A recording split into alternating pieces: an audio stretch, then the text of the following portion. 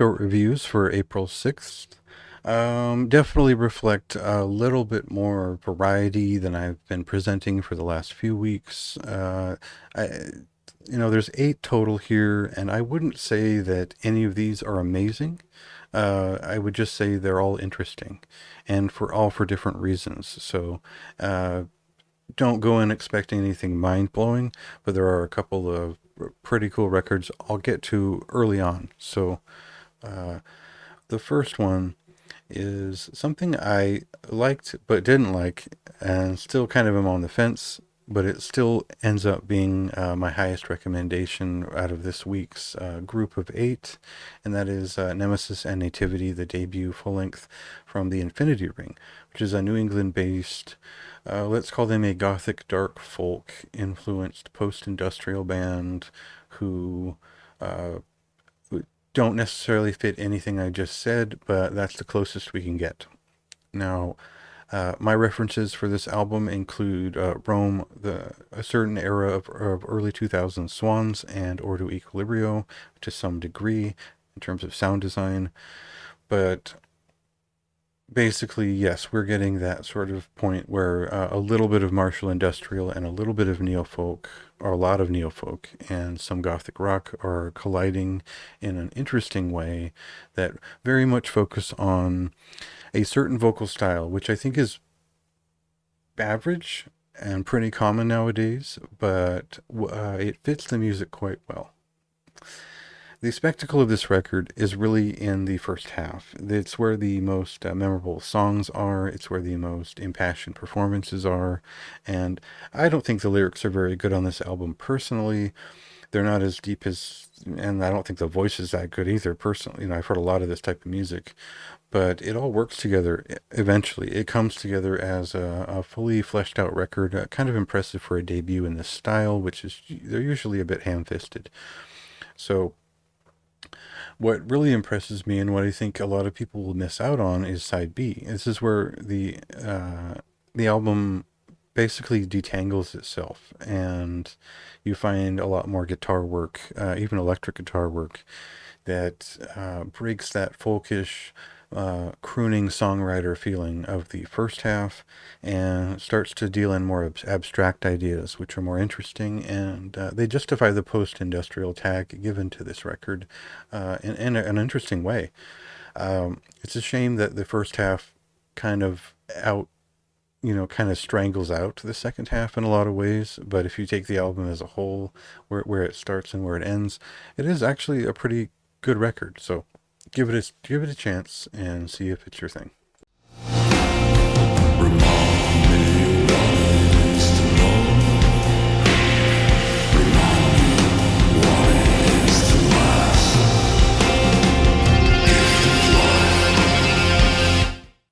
One quick look at Extermination Order, this mostly Germany-based death metal project.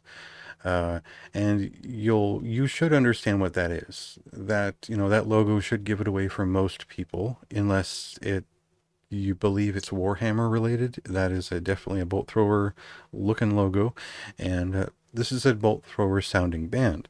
Now they're kind enough to include the reference for Amon Amarth as well, and that does apply in the sense that this is not a particularly riff-strong album so much as it is a loosely guided melodic black or death metal album with a couple of big riffs here and there. It does sound like late 90s, early 2000s bolt thrower in the sense that it isn't quite belting out the gate, but it's not also entirely doomed. A lot of kind of mid-paced and floaty melodic statements here and there. And it's an interesting record to come from members of Heaven Shall Burn, simply because it doesn't line up entirely with a lot of what they've done in the past. So it's an EP. It's a place to start. I don't really know where they could go with it that is that interesting, but I have to appreciate the quality of this release. And in terms of the render, I think the songwriting is pretty good overall. And finer touches like the album art and all that. I think they've done a good job of selling it visually and just in terms of the sonic luster of it all. Uh, I think that they'd really have to work on just work up a more exciting dynamic within these songs to really sell me a full length. But as an EP, it is a cool thing.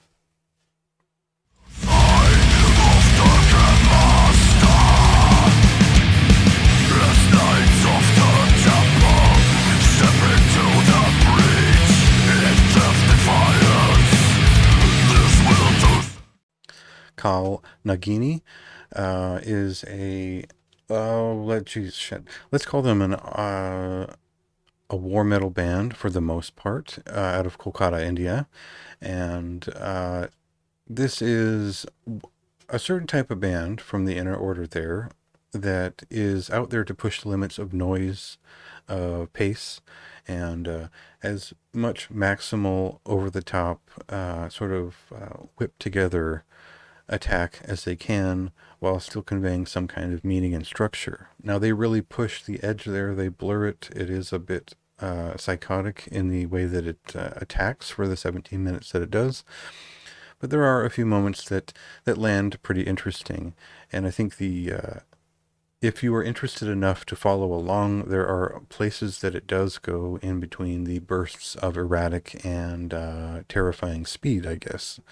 And the noise, they could crank up the interesting noise affect, but either way, I think Refracted Lights of a Blind God is a pretty interesting release in this style, and is worth checking out if you're looking for something that is actually extreme and over the top in an interesting way, as much as you might expect from this Kolkata scene.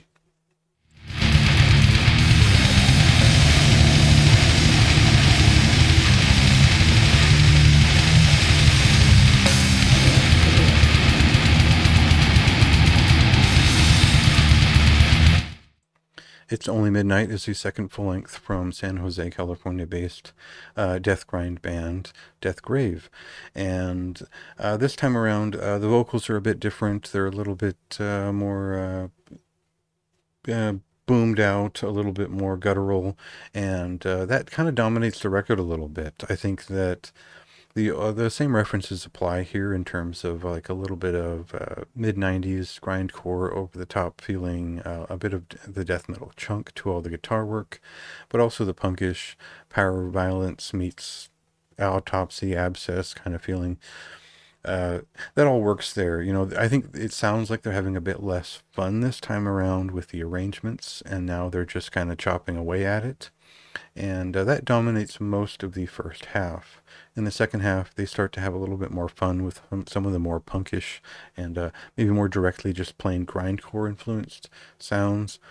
And I'd like them to do more songs like Lonely Streets. I think they're actually great at the hardcore, thrashcore, power violence side of things. And I think that's kind of where they would shine outside of this, the more late '80s, early '90s death grind combination that they're kind of kicking around here for the second time. So, pretty interesting record. I think I like the previous one a bit more, so the score is just a little bit lower this time.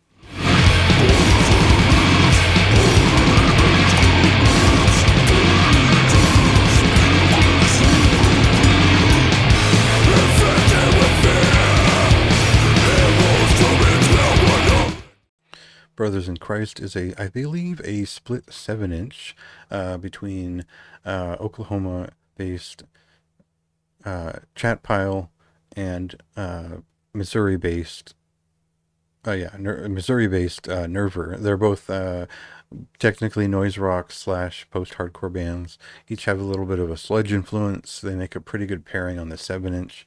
Very well, it's a straightforward combination. It's a very smart choice. These bands go well together. I really enjoyed Cash, the previous Nerva record. I think I've talked about each Nerva record so far, and same goes for Chat Pile. I think that's obviously a band people have picked up on beyond their early EPs, and I was one of them. So both bands deliver different performances here. So Nerva's side is much heavier. It is a little bit more sludgier, aggressive, and Chat Pile. I kind of jokingly call this emo sludge because it's a little bit more affected, a little bit slower, and it eventually kind of begins to crack and break apart on Cut, which is kind of the better song on their side. So it's worth checking out if you're interested in the heavier side of noise rock that leans into post-hardcore and sludge a little bit, because both these bands are pretty good at it, and they're just both entertaining.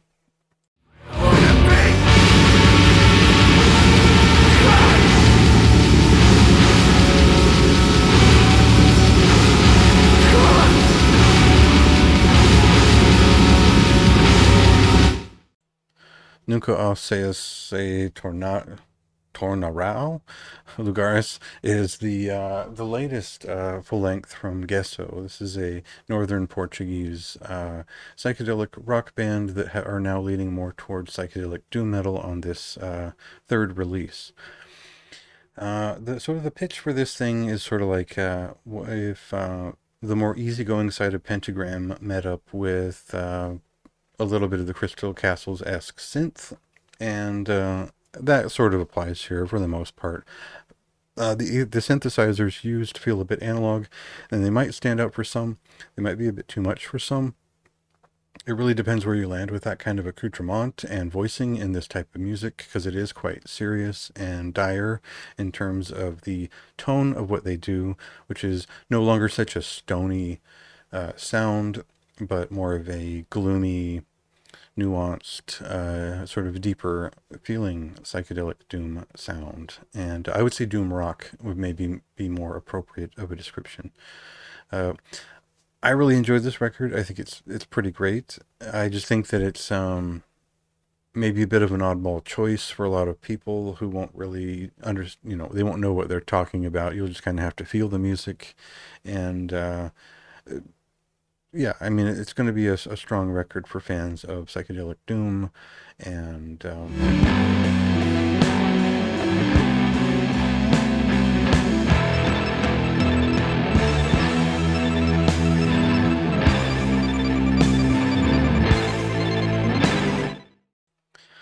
Wiven is a atmospheric kind of post-metal, atmospheric black influenced group uh, from the Netherlands, specifically from musician Carmen Rotz, who is better known for her work in Freya more recently, as well as Vur and Zij.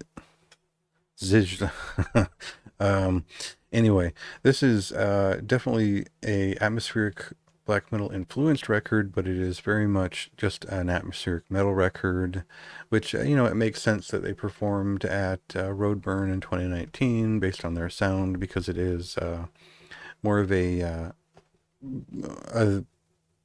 floaty, ethereal, sort of post-rock influenced record that is maybe more tangentially related to atmospheric black metal now, although there are a couple of songs here that fully go in there. I think the band is actually much better when they do have the directive of aggression. If you go to the song Kringen, it is clear and away the best song there if you're interested in more dynamic, aggressive moments for this style of music, because the rest of the album is quite sleepy, directed by kind of disaffected vocals that have no real performance to them. And I found it was a lot of moaning and hemming and hawing until those more aggressive moments finally cropped up. So for me, this record was kind of a miss in general, but I could appreciate the fine sound design, the strong performances, and the persona they kind of get there with. I really think the vocals need to become much more bold and be performed in a way that directs the experience for this to have a chance of standing out at all, because otherwise it is really just another atmospheric uh, metal band in a lot of ways. So, uh, yeah, see what you think.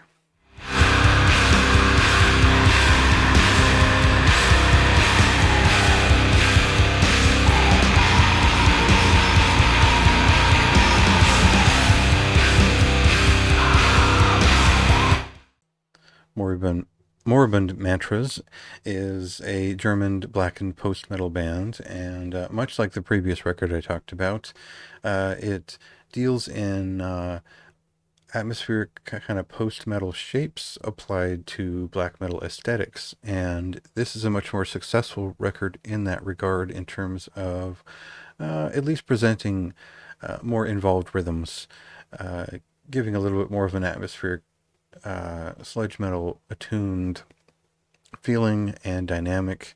The problem is that the vocals are strained and not so expressive to the point where they communicate anything with any emotional intelligence. So I found myself kind of just irritated by the performances while appreciating the again, the very fine production values, the strong compositional tact of the listening experience, and just the general aptitude of everything happening around me. I just think that there was just nothing directly communicative about it beyond the general labyrinthine verve of it in slow motion. So, pretty cool thing. I just don't think that it's either here or there in terms of applying black metal to post metal.